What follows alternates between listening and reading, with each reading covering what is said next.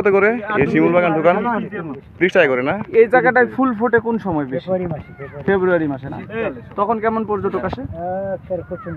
আর এটা কতদিন হয়েছে মানে স্থাপিত হয়েছে? কে করছিল এটা এরকম? সে কি এখনো জীবিত? না, উনি মারা গেছে, ওনার ছেলে চালাইতেছে। এখন তার ছেলে এই লিজ নেই বছর না, বছর লিজ না, নিজে চালাইতেছে।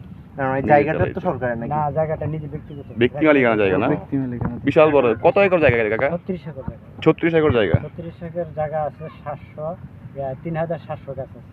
3700 গাছ। এটাও কাউন্টিং করছেন? এটা কাউন্টিং, আমরা এটা হেফাজত করি।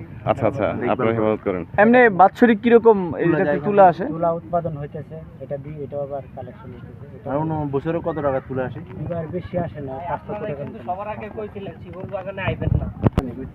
5 লাখ টাকা। ভাই দেরি করেন না, ঘুরে আসেন। তুলার কেজি বর্তমান 700 টাকা।